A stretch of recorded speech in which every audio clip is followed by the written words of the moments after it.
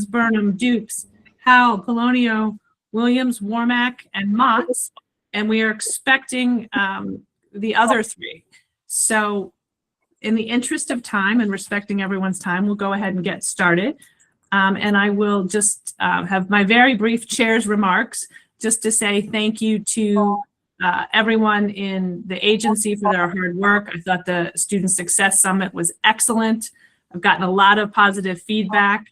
I also had the opportunity to attend a conference where several of the agency senior team and Vice Chair Agu spoke, a national conference here in Baltimore, and they were excellent, really represented Maryland well. So thank you for that. And as we head into this busy financial aid season, I know we're going to hear from Mr. Dorsett, who leads our Office of Student Financial Assistance. So lots of good work happening there. Also looking forward to hearing the update on our Maryland State Plan for Higher Education from our Vice Chair as well as the Deputy Secretary. But with that, I will turn it over to Secretary Rye. Thank you. Thank you so much, Chair Moss. And good morning, everyone, and welcome to Maryland Higher Education Commission's December 2025 meeting.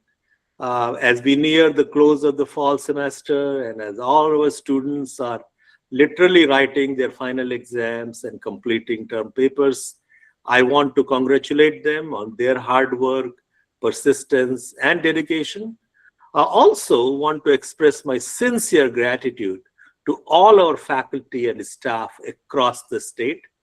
Their unwavering commitment to student success, especially in a time like this of rapid change, is truly inspiring.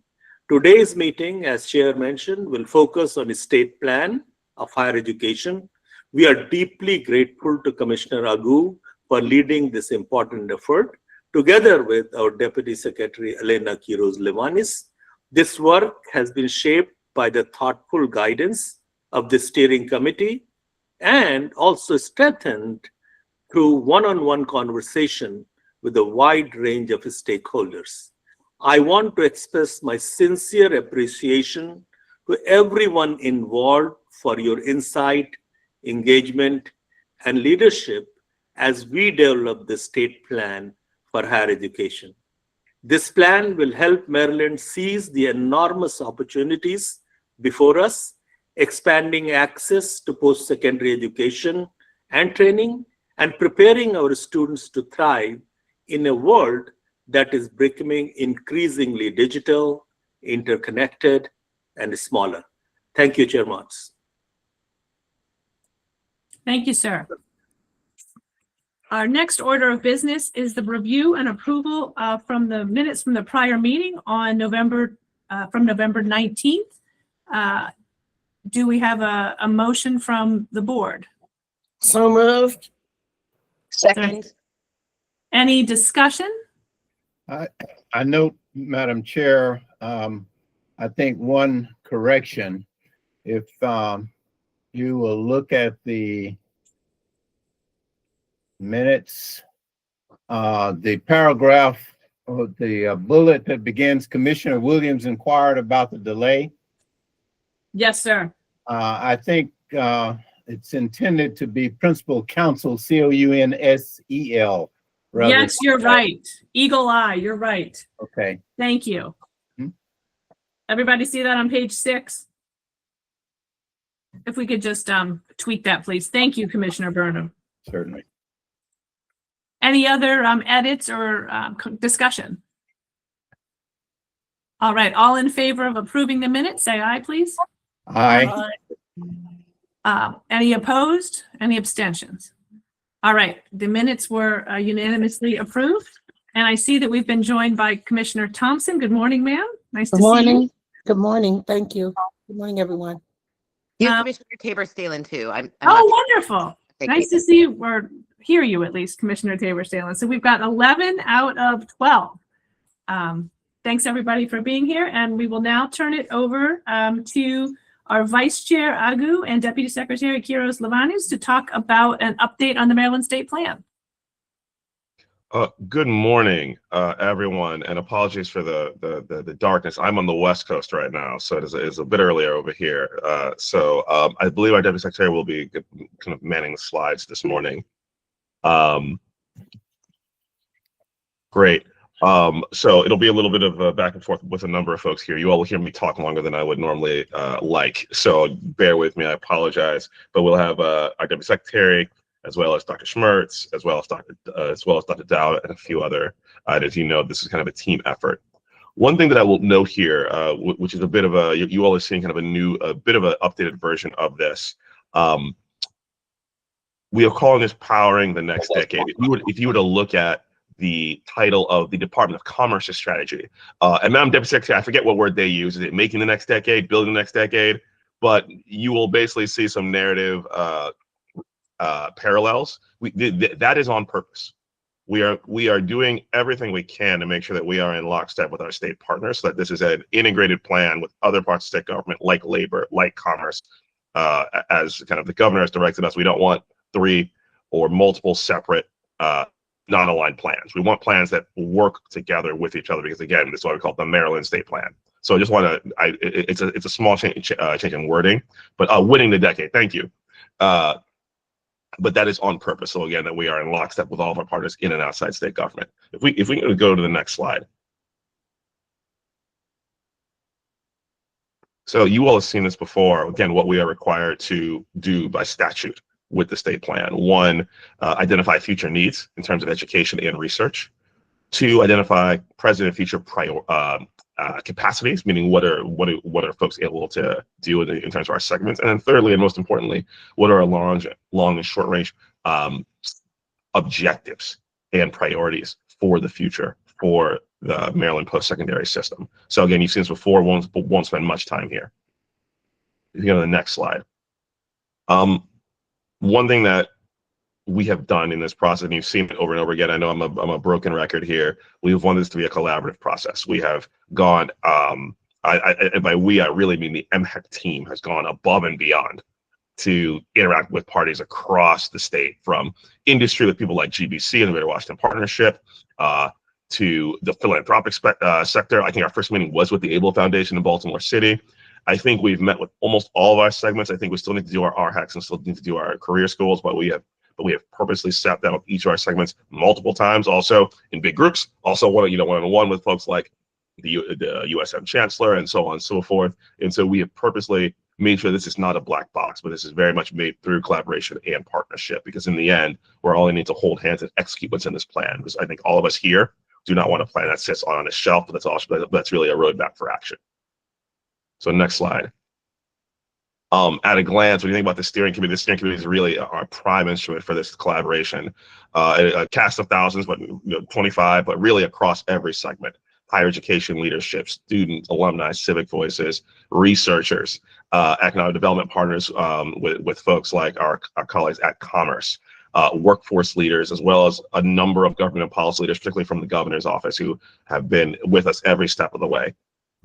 And you'll see some of the institutions who are represented.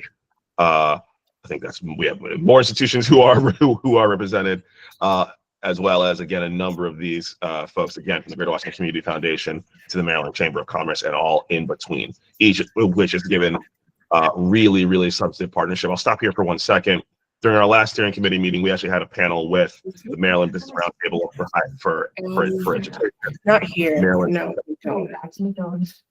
We need to have, I think we need to have one person mute.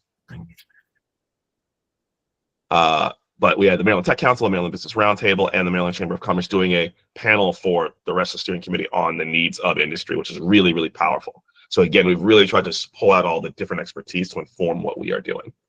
We can go to the next slide. So steering committee process, I won't spend too much time here, but effectively what we've done, and I really praise the steering committee, I cannot thank them enough. They have even 2 hours of their time every month since August. Each one devoted to a different topic, where we have done a deep dive, usually with outside experts, as to inform our planning, and then offline have filled out surveys, given us feedback that you'll see reflected in this plan. And by the way, Madam Deputy Secretary, I can't see the slide numbers. Please just tell me when you're going to take over. I think I know when, but please just pipe in. But you will see all the different topics from student student success, which is where we started. I know that will make my chair very happy, because student success, making sure, because we don't really do anything if students don't finish, to our last meeting where we really did a deep dive into research and innovation with our colleagues from McKinsey and Company. And we have our next meeting actually tomorrow on kind of stewardship and implementation and accountability, setting up for 2026. But it's been a very structured process, and the MPAC team has been amazing. So this is just a visual and a heuristic to tell you kind of where we are. So, earlier this year, if you think of the beginning of the road, we started with just defining the vision. What is it that we want to achieve with this higher education plan for the state and for our students and for our workers? We then, in the midsummer, came up with kind of our guiding principles. Next, and you'll see that we are coming very close to establishing our goals. What are the North Stars? Concrete things that we will achieve that will tell us that we are winning for Maryland students and for the state. And then what's going to happen in 2026 is now let's define the route. Exactly what are the things that we are going to do, and you'll see some samples here that are going to get us there. Our goal is, again, a roadmap for action, not just a very long document that people read, say what's nice and put on the shelf for the next 4 years, so we have to do it all again. Madam Deputy Secretary, am I turning over to you, or do I have one more slide? This is a perfect handoff point. Thank you, Commissioner Agu, and good morning to you and to Chair Motz and to Secretary Rai. Buenos dias to the rest of the commission. It's great to be here with you all today presenting this update. This next session or this next part of the presentation is really meant to give you a sense of the feedback that we've gotten from individuals as we've developed the first iteration of this plan starting this summer. And like Commissioner Agu said, we've gotten input from a variety of folks, including those individual stakeholder sessions that we had during the summer and the fall, as well as our 25+ member steering committee members. What we've basically done is at the end of each major steering committee meeting, we distributed a survey to all of our members, and we asked very specific questions in order to get detailed feedback on the goals, the principles, and the vision. And I'm going to share that feedback with you as well. You'll recall that commissioners also received a copy of 2 surveys that sought to get additional input, and we have incorporated your responses into the feedback so that we have a holistic picture of what direction it is that we need to go in as we continue drafting the state plan. And as a reminder, the goal is to bring this to you for final adoption in June 2026, as is required by statute. So we asked our colleagues to give us a sense of how we should be measuring attainment, right? And as a reminder, attainment is looking at what percentage of adults in a state have some type of post-secondary credential. And what we heard is that there is a desire to have both a short-term goal and a tiered milestone. Folks were pretty split about how they felt in that regard. And so we took that split seriously, and we definitely wrestled with, should we set a 2030 goal or should we set a 2040 goal? And we have drafts for your consideration that we'll be presenting to you in just a bit, and we'll also be sharing those with the steering committee. There is a focus on adults ages 25 to 64 with an emphasis on those that are just entering in the workforce ages 25 to 44. We asked, how should we be measuring attainment? And so we heard from everyone, focus on adults. There is also feedback that we should balance ambition and realism, understanding that we want to be one of the leading states in the country and also recognizing different factors that impact overall statewide attainment. And to that end, we heard from all of you that we want to continue to lead and we want to be a top 10 state in attainment, again, leading the country in this space and making sure that a majority of the adults in the state of Maryland have some type of post-secondary credential. And so on the next slides, you'll see just examples of some of the survey results. Here we were asking how much should we increase the current attainment goal by? One of the interesting things that I will point out about attainment is that we are also evolving the way that we measure this. Oftentimes states look to national organizations, and in this case, Lumina Foundation, to set the tone. And so just like we did in 2013, we will be following Lumina's direction, and you'll hear more about that. But here you can see that folks really were split between increasing our attainment by either 5 to 9 percentage points or 10 to 14 percentage points. And we took that feedback seriously. Similarly, when thinking about the attainment goal, like I mentioned, we asked folks, should we focus just on younger adults or should we focus on the entirety of the adult population? Overwhelmingly, over half of respondents, again, this includes steering committee members as well as commissioners, said let's go ahead and focus on that 25 to 64 age range. We also then talked a bit about completion, and we know that attainment and completion are complementary goals. They're two sides of the same coin, but they are not the same. They are not the same by any means. And so what we heard from folks is that there is a decision or a preference to have sector level completion goals rather than one statewide goal. So we'll be taking that into consideration. There was also agreement that completion should include degrees, certificates, apprenticeships, and high value credentials, which broadens the traditional frame of how we measure completion. Typically, this has stayed with the credit bearing pathways, and we have gotten a lot of feedback from folks across the sectors that we should go ahead and be more inclusive in how we're measuring completion as well as attainment. And finally, equity and completion must be addressed together. On this point, I just want to double click on, we heard time and time again that we must remain committed to our equity goals in the state of Maryland.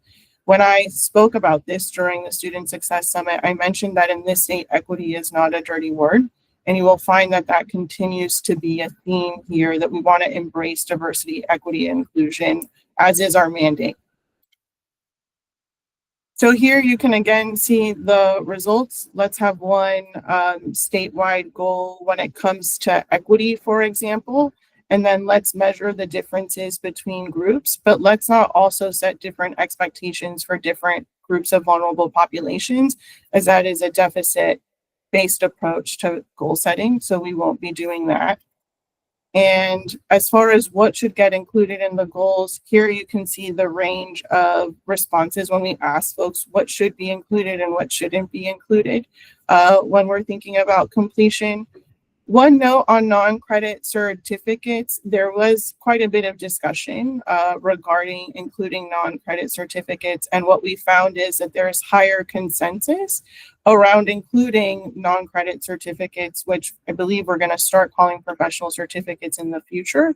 That should be included if there is a way to measure value for both workers and learners as well as employers. So depending on the type of certificate, there is greater likelihood that folks feel more comfortable including that in our completion goals.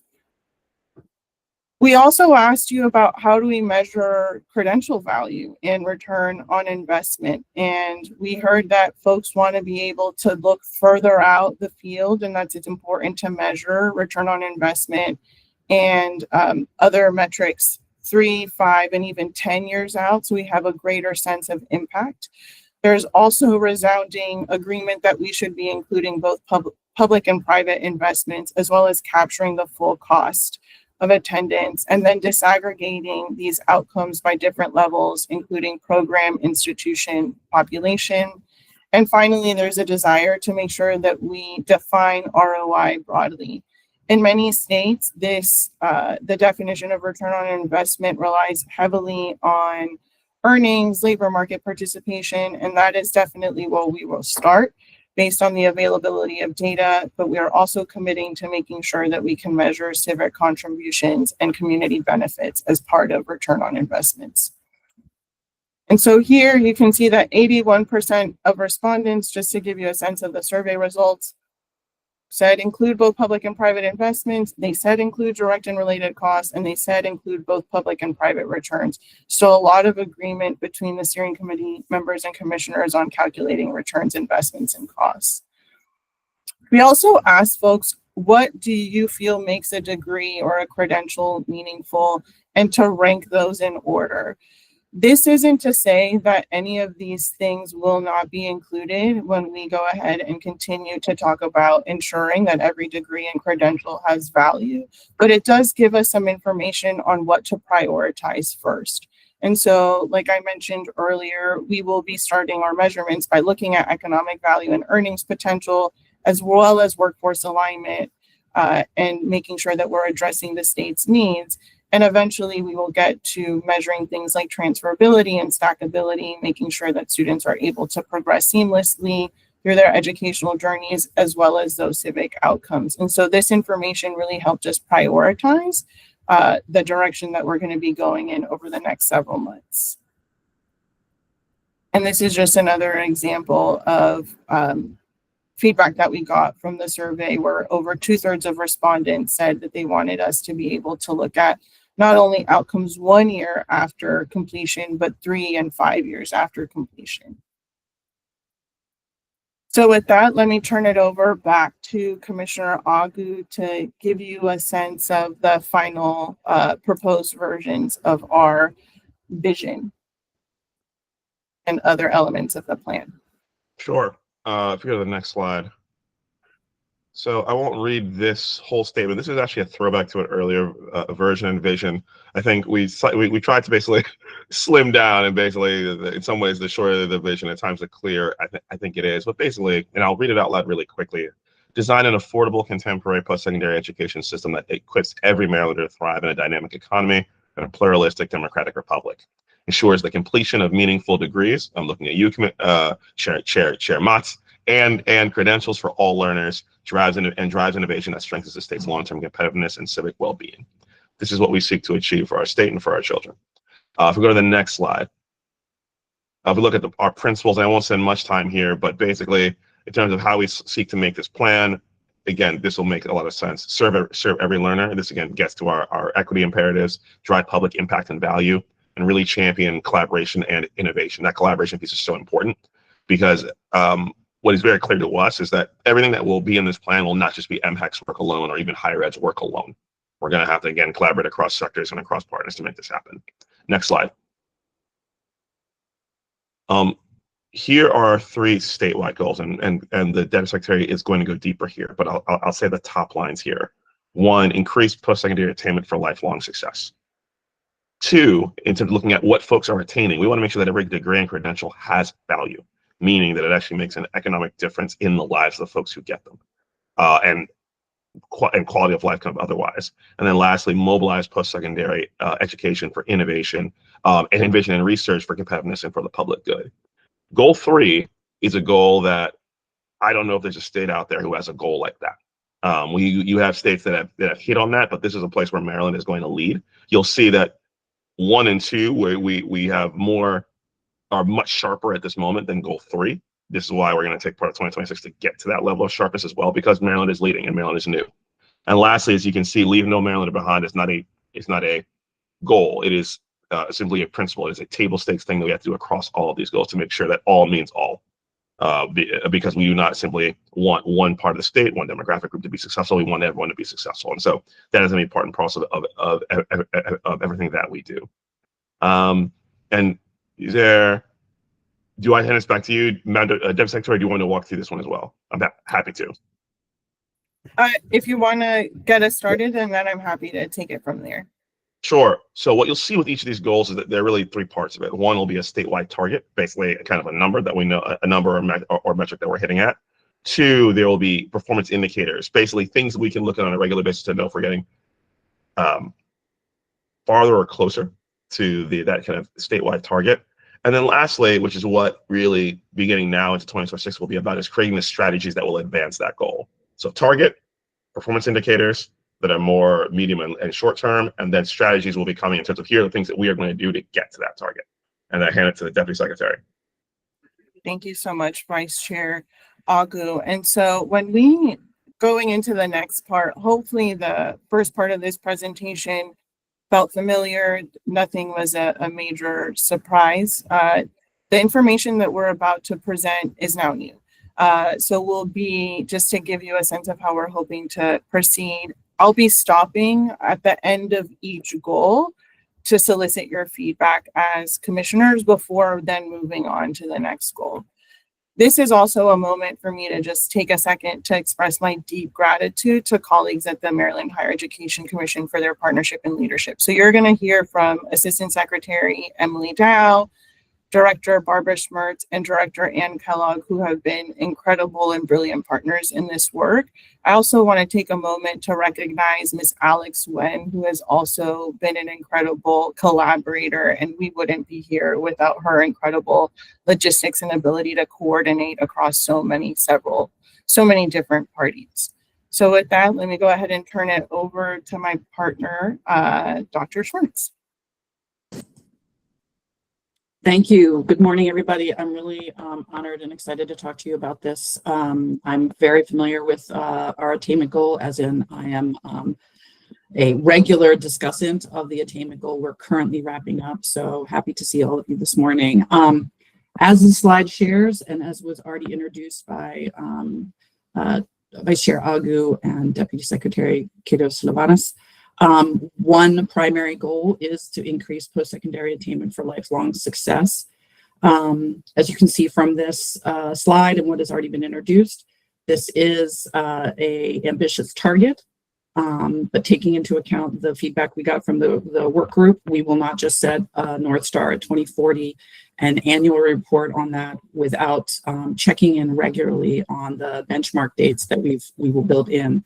But as you can see from this, our performance indicators will be both the statewide portrait of our educated workforce and residents, as well as our colleges and universities' contribution to such through producing those who hold degrees and credentials that will be of value to the state.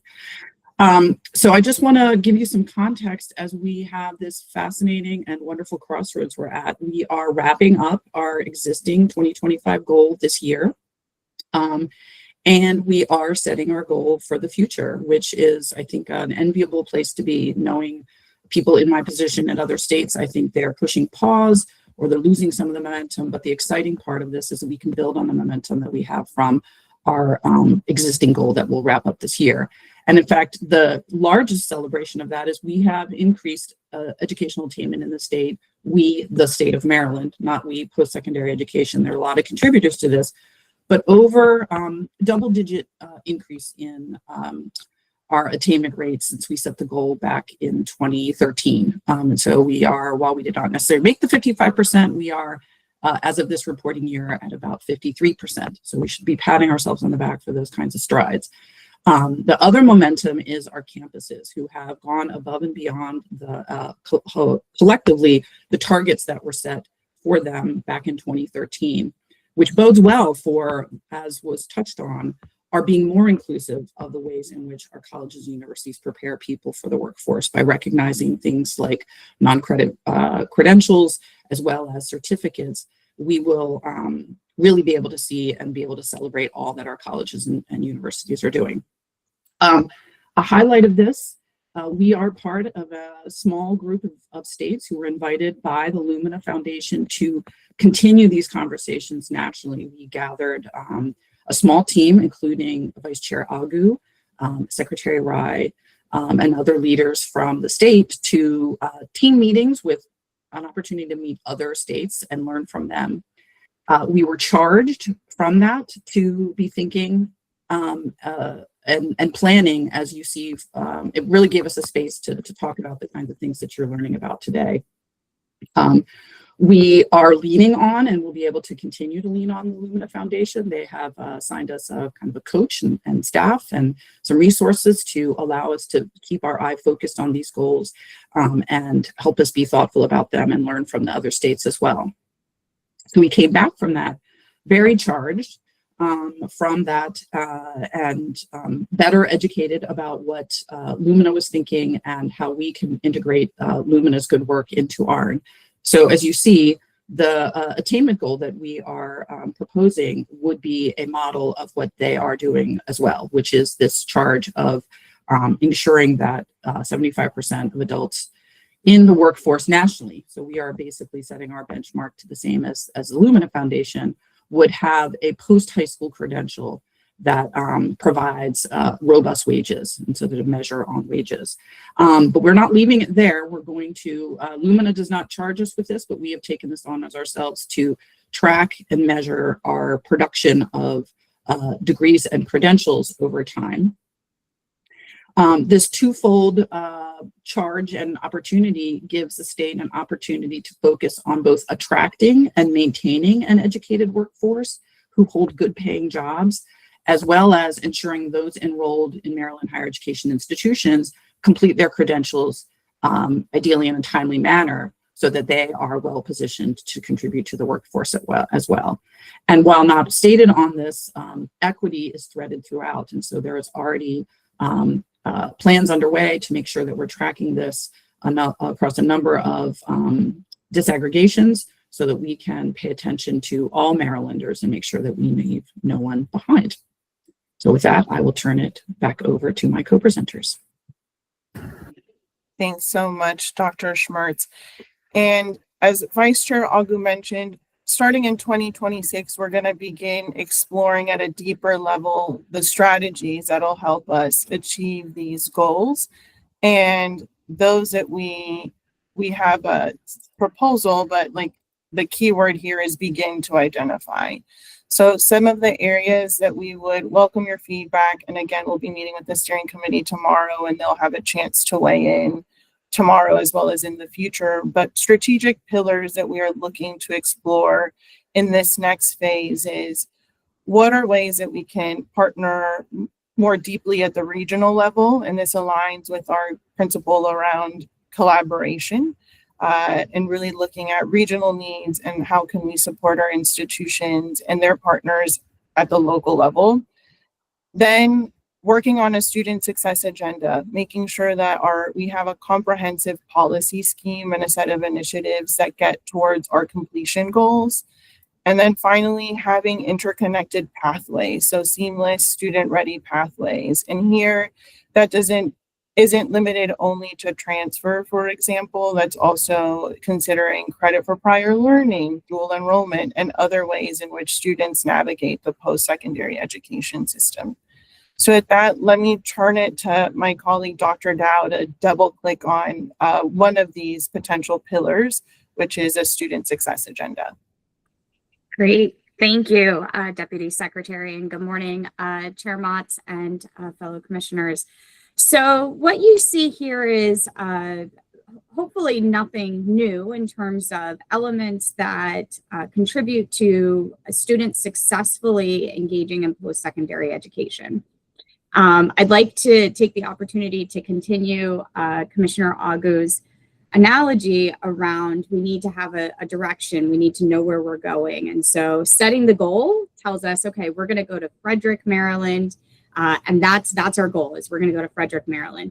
In many ways, what you see on the screen are the directions to get to that goal. They are the strategies on how we are going to get to 75% of Marylanders having a meaningful post-secondary credential. So these are strategies. Many of these strategies we know we're addressing at a statewide level, and all of these strategies we know campuses are addressing on a campus level. So you see things here like financial aid redesign, making sure we have proactive advising or advising resources that really support students. Of course, seamless transfer. And again, as you've heard in past meetings, some of these initiatives we're already addressing at the state level. For example, on flexible scheduling, we are excited to be engaged with Achieving the Dream, ATD, and 4 of our community colleges on shortened academic terms and the value of having 7-8-week terms and how that can support our students. We recognize that these strategies, this student success agenda, is not a one-size-fits-all. There are special populations, and this is where we bring in our equity lens. For example, student parents has become an increased focus for our agency, both nationally and through some recent proposed legislation through our General Assembly. The impact of all of these strategies, there's an impact of all of these strategies on student parents. There's an impact on all of these strategies on veteran students. But the strategy that we use, the way we engage with students, depends on the needs of those students. So again, I want to emphasize this isn't a one size fits all. Flexible scheduling and doing shortened terms may not be the strategy we need to employ for specific populations. And so we need to be thoughtful about the student populations that we are considering. The other piece to this is that this really does require coordination. And as was mentioned at the beginning of this presentation, this is not just about coordination between MHEC and the colleges and universities. There is an element of coordination with other state agency and national organizations. So for example, if we're talking about basic needs security and the recent changes with SNAP benefits, that requires us to have a coordinated effort between our agency, the institutions, and DHS here in Maryland. So this is not just a higher ed student success agenda. This is really a full engagement of a number of strategic partners. Finally, we did talk a little bit about metrics. And of course, we have our big goal and big measurements and performance indicators. Within each of these strategies, there are going to be smaller metrics, small little p, little I performance indicators of how these strategies are working. So it's not just let's try something, but let's try something and evaluate to see if it actually worked. Did it have the intended consequence? Were there unintended consequences? And we're doing that thoughtfully through both qualitative and quantitative data analysis. We have examples of this through our work with MDRC and the Expanding Success Project. Not only are we going to be tracking students who received really tailored advising at 3 of our community colleges, but we've also hired a researcher to do in-person focus groups with both students, administrators, and the like to really understand operations. So there are elements around research, metrics, and studying how these strategies are or are not working and how we can tweak them to make sure that they have the intended consequence. Super exciting to kind of frame it this way, to think about student success and the strategies and how we're going to get to our goal and the directions to make that all happen. So with that, I'm going to turn it back over to my colleague, our Deputy Secretary. Thank you. Thank you so much, Dr. Dow. And we have done quite a bit of talking at this point, and so we're happy to take a pause to get feedback from commissioners on the initial presentation related to draft targets, indicators, and strategy buckets to advance the goal. We'll take your feedback today and incorporate it into the initial draft of the first plan. So very eager to hear from folks their thoughts related to, again, goal 1, the proposed target, indicators, and strategies. And Commissioner Burnham, you've come off mute, I see. Yes, I have. I'd like to begin by complimenting Vice Chair Agu and Deputy Secretary Huiznos Lavanis. I really like the direction that this is moving in. I like the thoroughness and the thoughtfulness, obviously, that is going into it. I'm really impressed with the effort to make sure that we leave no one behind, that it is inclusive. I like what I see, and would just encourage you to continue along this path. Commissioner Burnham, thank you for that. That is high praise, and very much goes all to the MHEC team that's really kind of stewarded this. Other thoughts?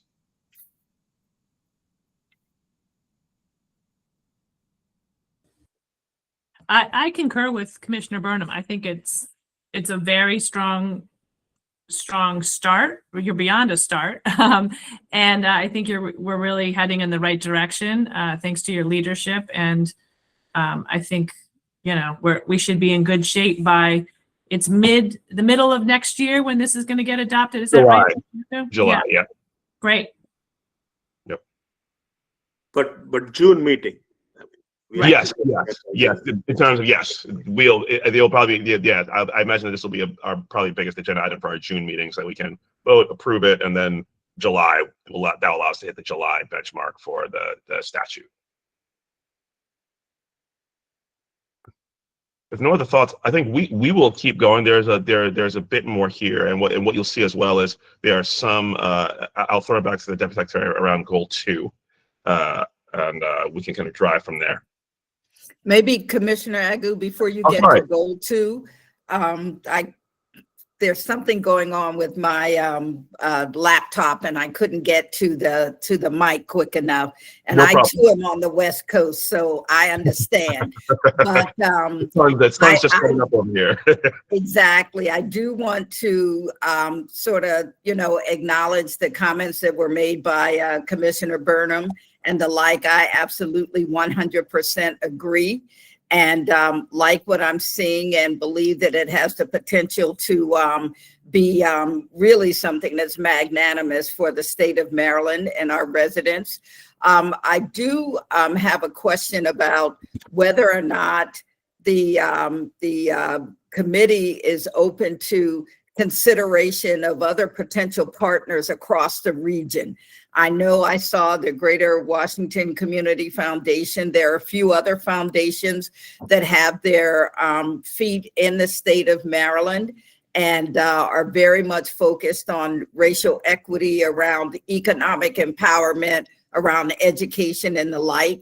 And I can certainly send you some information if you're interested in receiving some more of that, where they've done some things around these projects around the country with regard to providing low-income families with additional resources. The guaranteed income projects, I think, that you might be aware of, that also look towards the importance of not just graduating from high school, but thinking about careers, post-secondary, and the like.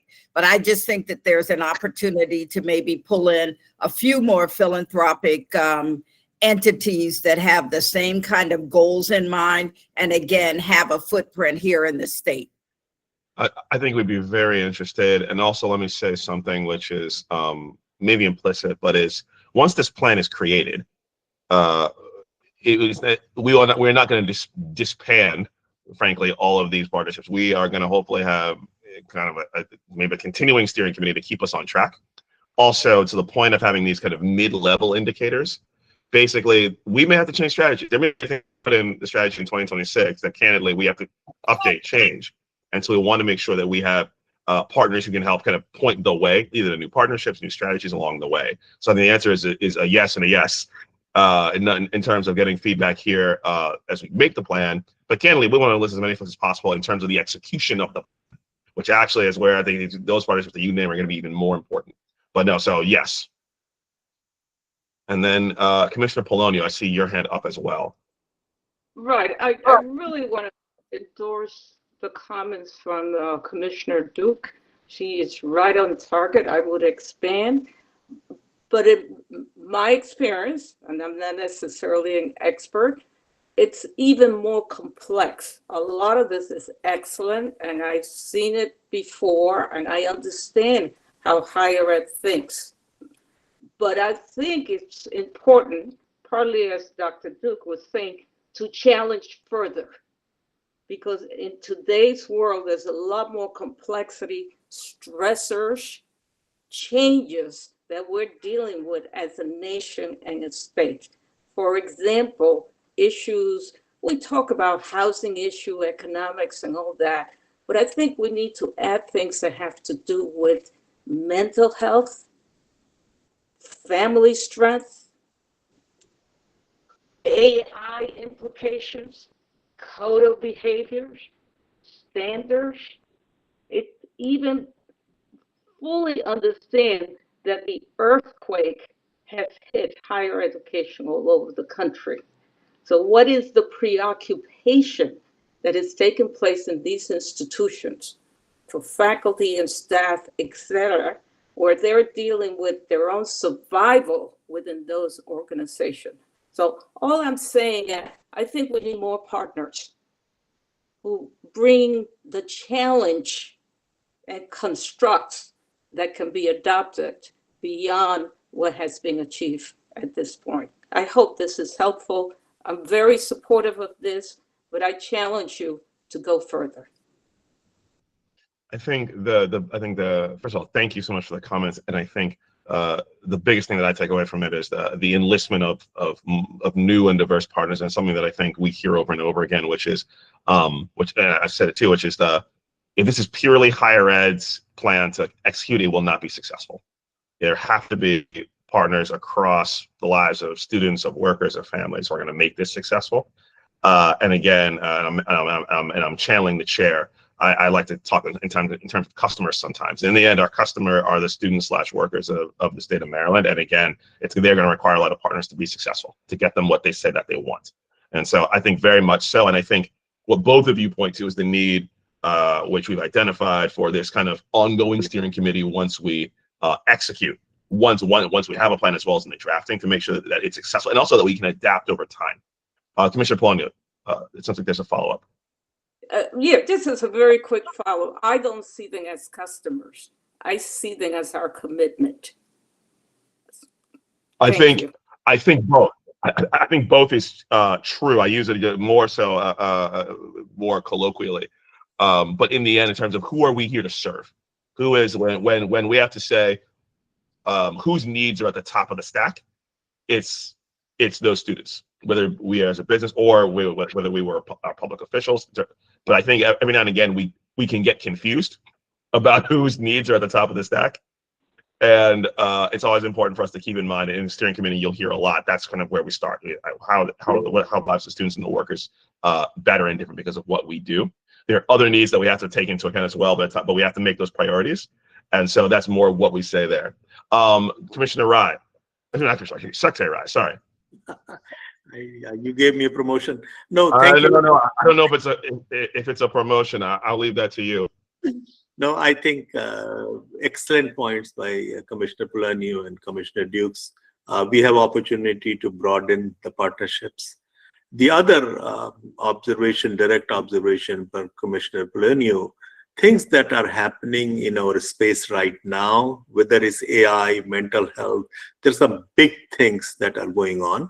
And we will make sure that this plan reflects that, because in order to get to our target dates and all, I think partnerships and those issues will be extremely important. So we have to be completely aware of these things right now. But our plan has to be time independent, because everything in our environment is not good. So we have to make sure that we're not writing plan, and we are making sure that our plans are not impacted by some of the current things that are going in the environment.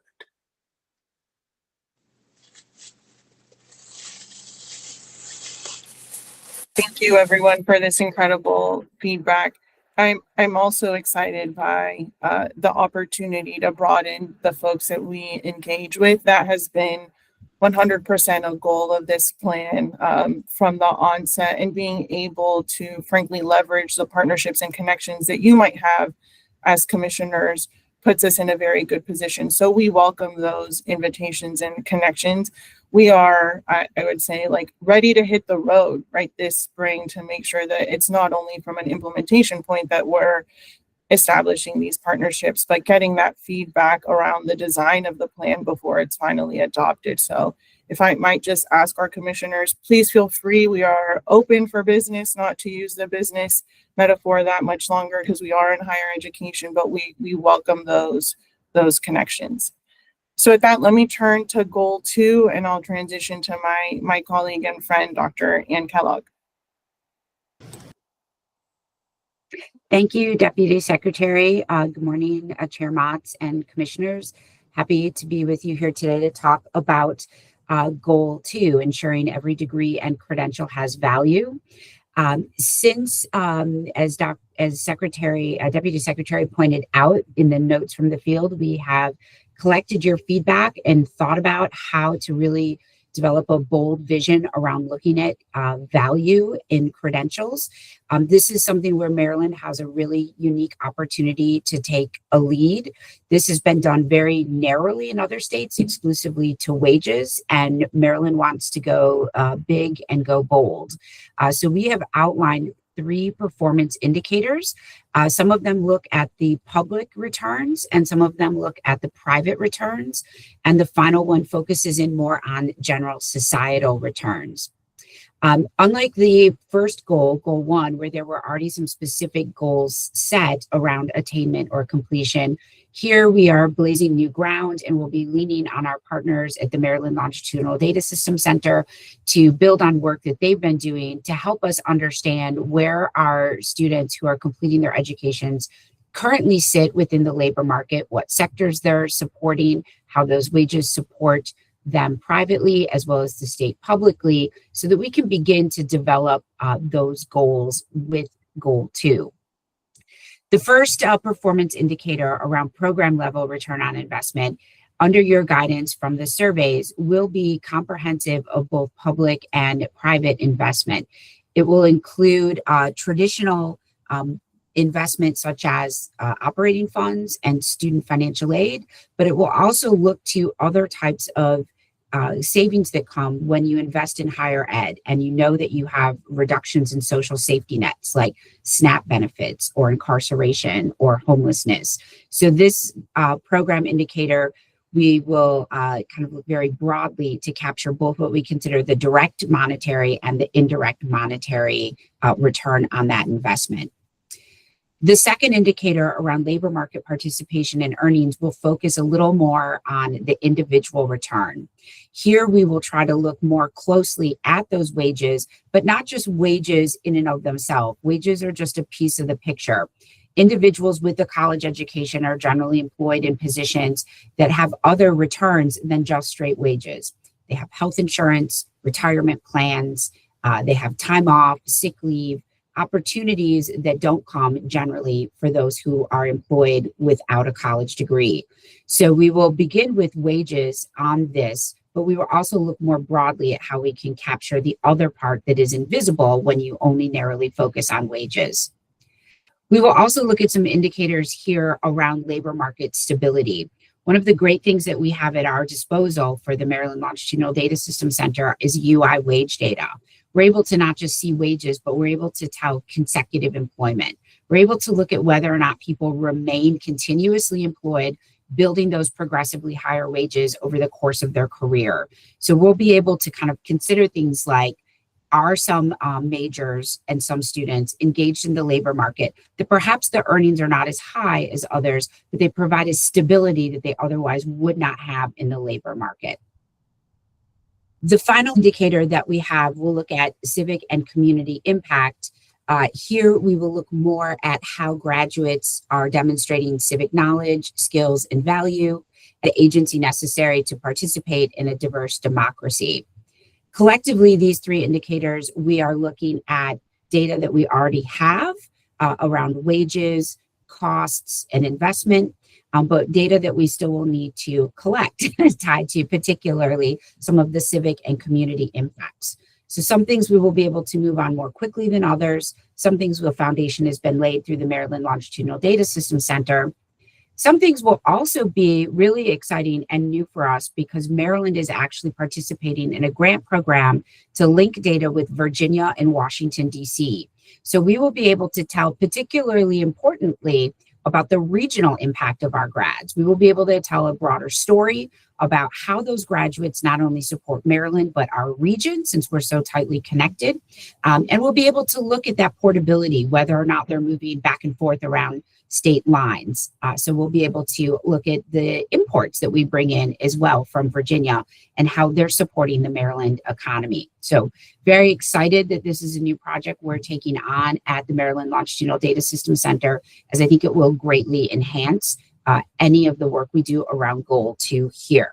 So in short, we believe that this educated workforce is a matter of national concern. It contributes to the economic growth and intergenerational mobility and reductions in inequality.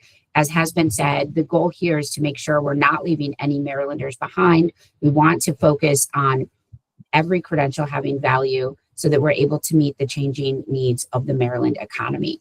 So I will stop there. I'm not sure if I'm tossing this back to the Deputy Secretary, if we're back to questions. Well, we'll take questions in just a minute. Thanks so much, Dr. Kellogg, and really appreciate that we're able to lean on one of the state's greatest assets, which is its longitudinal data system. And so it's one of the things that we've also been asked to do under Governor Moore is to be more strategic with the assets that we do have in the state. As Dr. Kellogg also mentioned, some of these areas are new to us. So going back to this earlier theme around partnership, I also want to mention that Maryland is a member of the Civic Learning and Democratic Engagement Coalition in partnership with the University System of Maryland, so CLDE for short, and we'll be relying heavily on our colleagues at USM and in the national space to make sure that we're aligned when we're talking about measuring particularly around civic and community impact, because they've done a lot of incredible work in that space as well. So on this theme of potential pillars that we are interested in exploring, the three that we've identified are measuring performance and making sure that everyone involved, from policymakers and decision makers like yourself, have access to good and consistent data all the way down to our learners, and that they have access to information as they make decisions about their post-secondary journeys. We're also committed to making sure that the state has a talent pipeline that it needs to meet all of its workforce demand, whether that's in areas that we know that there is a shortage, like education, or emerging sectors like those lighthouse sectors that we've heard about from our colleagues at the Department of Commerce, which include aerospace, biotechnology, cybersecurity, and quantum. And finally, we need to make sure that we have the program offerings and the credentials needed to address the talent needs of the state. And again, going back to performance, we will be measuring the performance of these various programs, whether they're in the credit or the non-credit side of the house. One thing that we're also interested in doing is introducing a new term. And you might have heard us use the term credentials of value in the past, and we have gotten quite a bit of feedback that that term does not resonate with folks in this state. So the term that we are proposing using is a new concept of lighthouse degrees and credentials. And so again, in a desire to be in alignment with sister agencies, you might have heard the Department of Commerce identify these lighthouse sectors in their Winning the Decade roadmap, which are areas that are of emerging need in the state. And as a reminder, I just mentioned them, but aerospace, bio, cybersecurity, and quantum. And so the concept of lighthouse degrees and credentials is really meant to replace credentials of value. And these would be programs in our post-secondary offerings that meet some criteria, potential criteria that are listed on this slide here. So they are credentials and degrees that either address workforce demand, or they meet a certain debt to earnings ratio once we establish that threshold in alignment with the indicator that Dr. Kellogg just discussed, or they are a degree program or credential program that is specifically meeting the needs of our emerging sectors, again, as identified by the Department of Commerce and others. So this is really meant to, again, be in alignment with what's happening in the state and acknowledge that higher education is actually one of Maryland's strongest assets, especially as we seek to maintain our economic competitiveness in this state.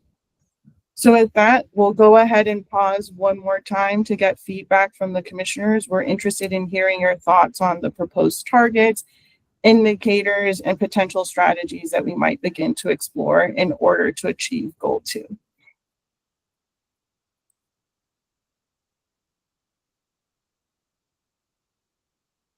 Commissioner Howe, I see your hand up. Well, I applaud you for all this work that you're doing. I think it's vitally important as we move forward in the future to try to get as many students involved in our higher education system.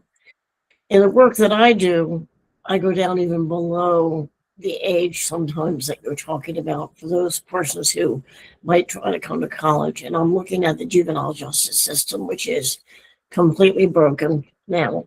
I have to work this afternoon in a case where a young man is charged with 52 offenses, which occurred over a period of about 6 weeks. And so it's my job there to try to figure out, should he stay in the juvenile justice system, or should he be now charged as an adult and probably go to the Division of Correction for a long time? So, the goals here are just so wonderful, and I appreciate all the intensive work that you're doing to try to get us moving forward for success in the goals that you've set. Thank you. Thank you. And I appreciate the reminder and invitation to think of different populations, including those that might be involved with our criminal legal system as well. Thank you for that, Commissioner Howe. Commissioner Warmack, I see your hand. Good morning, everyone, and thank you. And thank you, Vice Chair Agu, for leading this very strong effort and lots of work. So thank you for doing all the meetings. We appreciate it. And I'm really particularly drawn to this goal. I'm excited about what you're talking about, lighthouse degrees or credentialing, et cetera. I do want to make sure that as we're thinking about the execution of this, that means we really have to bring some really strong and continue to bring in really strong faculty and technical experts who can help us carry out the efforts around these credentials and degrees. These are new areas. And so I would say, one of our strategies to advance the goal is really to attract and hire the potential faculty that are needed to carry out these goals. So I'm going to keep that in mind as we get to the execution phase. What is our plan to attract potential faculty who can help us carry out those goals? Commissioner Warmack, thank you for that. And I think the only thing I might say a yes, and I think also this is, and we hear this from our commerce colleagues for these new settings, also make sure that we have the links to industry, those industry experts who also want to be part of this. Excellent. And the ideal is, we have a little bit of back and forth, at times faculty folks getting industry exposure, industry folks getting experience within higher education, because it's exactly right. It is, and we're lucky on our steering committee, and this was really from the deputy secretary as well as from the secretary, including faculty level representatives. Talking about Dr. Joshi, I think about a number of other folks that we've had literally who are at the departmental level, and some of these lighthouse stuff has been invaluable to have them in these conversations. Yeah. Not only in the conversations, but to help implement and deploy, to execute the potential students and workforce that we are trying to go towards. It's a very competitive market out there. I'm monitoring HR very closely in other states. It's a very competitive market, and I certainly want the state of Maryland to have the best and brightest faculty in the classroom, so that our students want to go and take those courses and pursue those degrees. So I want to see how we're going to execute that pipeline of attracting those potential folks into our institutions and technical organizations, including private sector, whoever we have to bring in from Northrop Grumman to help teach some of these courses. I'm excited about it. I just want to make sure that we keep that in mind as we're focusing on this goal. We will not let it. We've kind of already told the steering committee we're not going to let him go. We've said we're going to hold on to him, and frankly, we're going to make him bring friends. But you are exactly right. Just and I hope you're hearing all my fellow commissioners, the desire for implementation. We do not want this to sit on the shelf. This is meant to be a roadmap for action. I think that's such an incredibly astute point, Commissioner Warmack. And we had an opportunity, and I think it goes without saying, but incredibly grateful to Secretary Rye for his leadership and guidance and vision throughout this process. I think it's incredible that we have a secretary who's not only served on a college campus as a provost and as a dean and as a chair and as a faculty member. So I think we have that expertise. But my point is, last week we were at an event where Governor Moore, in partnership with a number of our state colleagues, was talking about the K through 12 educator workforce. And I'm hearing you think about this in broader terms around the educator workforce is really not just those in our K through 12 classrooms, but those in our college and university classrooms. So we want the best talent, whether that is in K through 12 or whether that's in post-secondary. So there might need to be a conversation around like a statewide recruitment strategy, right? Making sure that folks know that this is an incredible place to live, incredible benefits. We have highly regarded world-class institutions. So we want those folks in our classroom, and we also want those folks informing the curricular innovation, right, that Dr. Dow was talking about. So when we're speaking about embedding AI throughout the curriculum, potentially revising the general education, those are things that have to be done hand in glove with faculty who will be ultimately responsible for educating folks in the classroom. So I think that's a place where we can do a bit more, be a bit more explicit about that role and that strategy. Secretary Rye. Yeah, I think Commissioner Warmick, your suggestion is very valuable, very important. Maryland is a great place to live, right? Why would anyone go to any other state, especially if you're trying to be a faculty? I mean, world-class institutions of higher education, competitive salary, you can name everything. Faculty care about academic freedom, opportunity to express their views, things that are not easily available these days and things that are being challenged across the nation. In Maryland, you have the opportunity to be a true faculty. And I think we'll continue to have great candidates here, and we'll continue to work on that as well.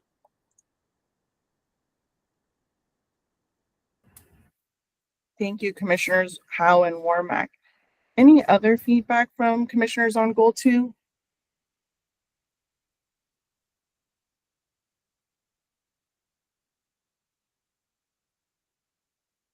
I think that's the mandatory 10 seconds that they teach you to wait, just to make sure that folks don't have any comments. And please know that we are available and welcome your feedback offline, as long as we are also maintaining compliance with open meeting law. So with this, let me turn it over to Commissioner Agu to talk a bit about Goal 3, which is in a different place, but also very exciting given that this is new territory for our state. Yep. And so if we go to the next slide, so this is not just a new goal, but a new category of goal, not just for Maryland, but for the country. As we think about how do we really mobilize our post-secondary education in innovation and research for the good of the state, particularly economically. This has become more important in the last 11 months. I think we've always had, as you look at the Maryland economy, I can probably think of governors back 30, 40 years who've talked about how do we grow beyond, not away from, but beyond our reliance on the federal government to fuel the Maryland economy. And now this has kind of been brought home, particularly in 2025, with the actions of the current administration in DC. This has become just more important. So we know we have this amazing asset, which is the R&D capacity of higher education in the state of Maryland. And I actually want to say something that Commissioner Williams said at a meeting that we were at maybe a week ago, which is when we think about research and development, we obviously think about these amazing institutions of Johns Hopkins and College Park, but there is a role for almost every institution to play, whether it's on the workforce development side, whether it's other parts of that kind of R&D value chain, but very much we have this asset, and now we have to have a strategy to maximize the asset. Again, to quote the governor, asset rich, strategy poor. We can no longer afford that, particularly with kind of Maryland higher ed and the R&D that comes out of it. So this is very much a goal that we are pursuing in concert with the Department of Commerce. We just met with Secretary Coker, I believe that was the end of last week, and Commissioner Williams, thank you so much for being there with us. So when we're thinking about this agenda, you'll see a couple of the things that we're looking at. We're looking at economic development priorities. We're looking at talent pipelines, applied research. What's the community impact? How do we have regional innovation hubs that every part of the state benefits, as well as what strategic investment look like across institutions? So all of these priorities are kind of what we are thinking of in terms of how do we get from idea to hopefully companies that are led by Marylanders, hiring Marylanders, pursuing innovations that are based here in Maryland. If we go to the next slide.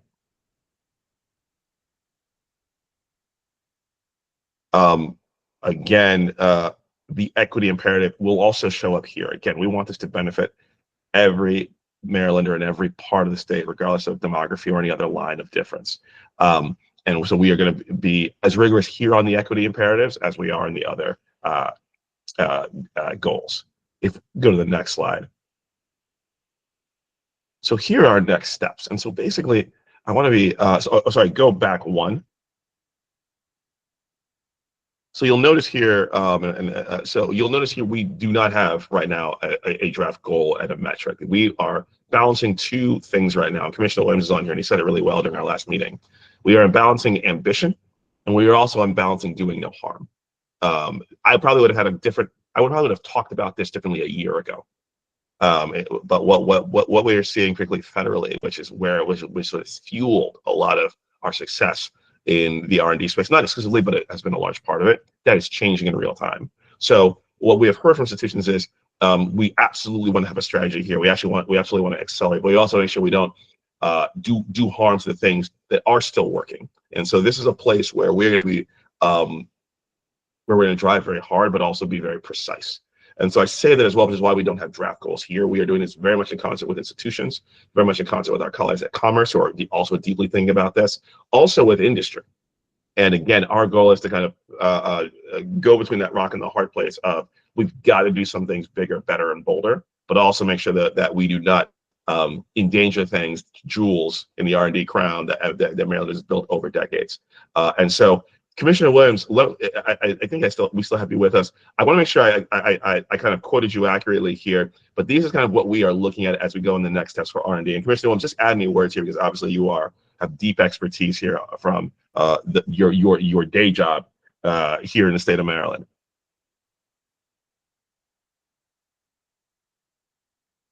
And apologies if we lost him and I called him out without realizing. Did you say Commissioner Williams? Yes. Yes, I think he had to drop off for a meeting for his day job, actually. No worries. He's always working hard for us. Good point. He's always working hard for us, but we are so blessed to have his expertise here. But I will quote, and I don't think he'll mind it.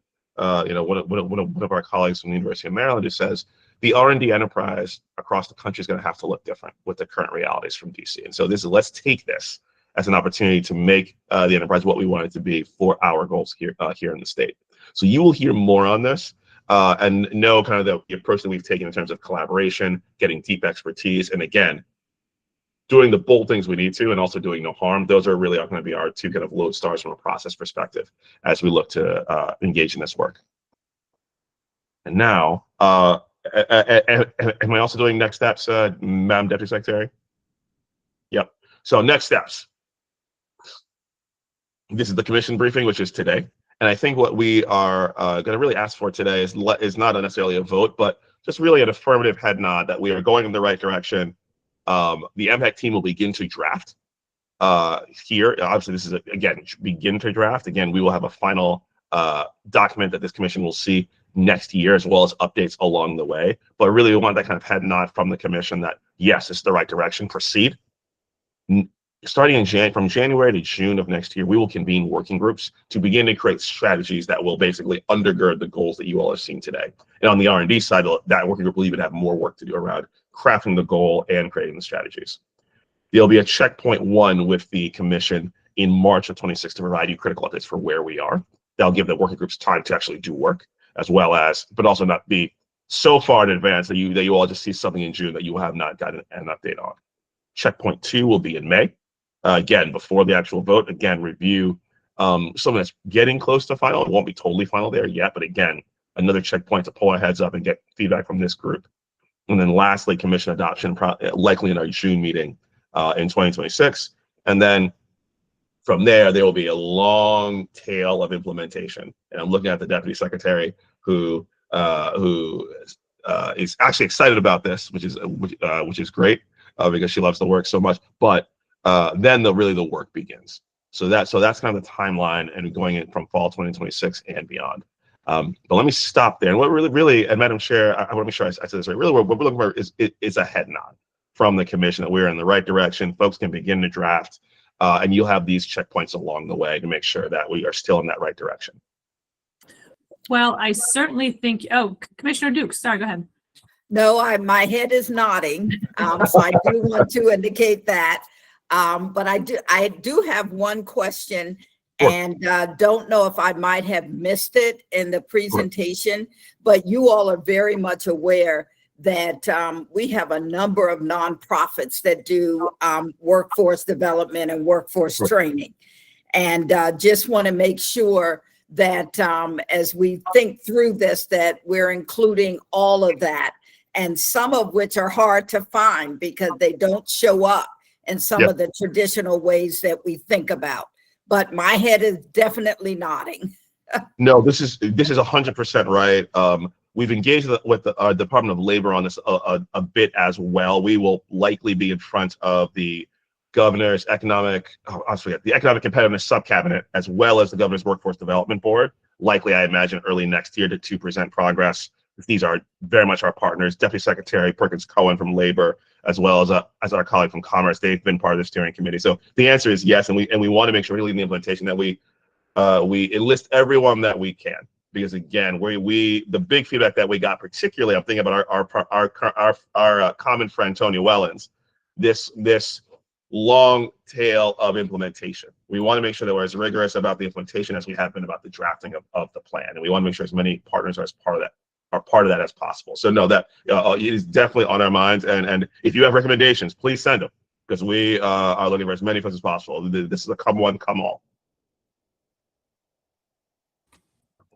I think there have been many head nods, both literal and through people's comments. And so I just wanted to, for the record, since we won't have a written record of the literal head nods, I think almost every commissioner has asked a good question, provided some positive feedback. So on behalf of all of us, Vice Chair Agu and Deputy Secretary Quiroz Lavanos, I think you can rest assured that this commission is behind you and thinks you're headed in the right direction, and won't be shy about sharing comments and feedback with you in the weeks and months to come. No, thank you all so much for your feedback, as well as just the continual support along the way. With that, Madam Chair, or if there's not another part of this has been more than an hour, so we deeply appreciate it. I'm happy to give you back the steering wheel for the rest of the agenda. Excellent. All right. Well, thank you very much. And I think we really only have two other items, both related to regulation adoption. And the first is Mr. Dorset, and I'll turn the floor over to you, sir. If he's with us. If he's not with us, maybe we can go. Oh, you are. Okay. Sorry, sir. Yes. Yeah. Thank you, Madam Commissioner, Vice Commissioner, Dr. Rye, Secretary Rye, and commissioners. We'll be going over the final adoption of the Cybersecurity Public Service Scholarship Program regulations. On April 23rd, 2025, the Commission approved for publication the amendments to the Cybersecurity Public Service Scholarship Program to update program eligibility for part-time applicants, update the definition for both full-time and part-time enrollment for both undergraduate and graduate students, and to expand the maximum time frame a part-time student may be eligible for the award. The proposed regulatory amendments were published in the Maryland Register on June 28th, 2025, which was enclosed in your commission book. The public comment period for the amendments ended on July 28th, 2025, and no public comments were received. The regulatory amendments became eligible for final adoption on August 11th. The new regulations will become effective 10 days after the notice of the final adoption is published. So our recommendation is recommended that the Commission approve for final adoption the enclosed regulatory proposal amendment to amend the following: include program eligibility for part-time applicants, 2, update the definition for both full-time and part-time enrollment for both undergraduate and graduate students, and 3, expand the maximum time frame of a part-time student to eligible for the award. Those are the recommendations. Commissioner Burnham? Madam Chair, I move that we approve the recommendation as put forward by Mr. Dorset. Thank you, sir. Is there a second? Second. All in favor, please say aye. Aye. Aye. Any objections or abstentions? All right. I think I know the ayes have it. Ms. Ward, our Assistant Attorney General, just wanted to make sure that was legally sufficient. Yes, Madam Chair. Okay. Thank you. Thank you, ma'am. All right. And then moving on to the other set of regulations, Assistant Secretary Dow. Thank you. Thank you, Chair. I am here to do a similar recommendation for proposed drafted regulations regarding out-of-state institutions operating here in Maryland. Back in January, the Commission approved for publication to allow an out-of-state institution to provide a justification for why a proposed program should be offered at its Maryland campus when that or a similar program is not offered at its main campus or primary campus, usually out of state. Under the proposed change, the Secretary could approve the academic program offering if the Secretary finds that the justification is sufficient. The proposed regulatory amendments were published in the Maryland Register on May 16th, 2025. The public comment period for amendments ended on June 16th and no public comments were received. And the regulatory amendments are now eligible for final adoption. So I will read the recommendation. It is recommended that the Commission approve for final adoption the enclosed regulatory proposal to allow an out-of-state institution to provide a justification for why a proposed program should be offered at its Maryland campus when that or a similar program is not offered at its main or primary campus, and to allow the Secretary to approve the academic program offering if the Secretary finds the justification to be sufficient. I believe Commissioner Howe has her hand raised. All right, so I move that we approve whatever she just said. And is there a second? Second. All in favor, please say aye. Aye. Any abstentions or objections? All right, the ayes have it unanimously. Ms. Ward, that was legally sufficient, I take it? Yes. Yes. All right. Thank you. Thank you. The next item on our agenda is public comment, and I believe there are no public comments. So with that, this is the final meeting of 2025 for the MHEC Commission. I just want to thank the MHEC staff team and particularly my unpaid volunteer fellow commissioners for giving so generously of your time and energy. We will be getting meeting dates out soon for next year. Just so you all know, the goal is to set a date similar to the schedule from this year for Wednesday morning, either the 3rd or 4th Wednesday at 10, just to have a date on the books in case we need a quorum for official business.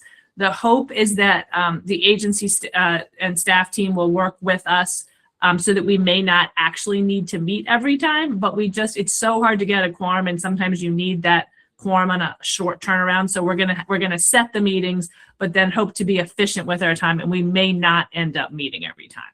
So we'll get you those dates soon. Does that make sense? Absolutely. Right. Thank you all so much. Anybody have any parting thoughts before we sign off and see each other next year?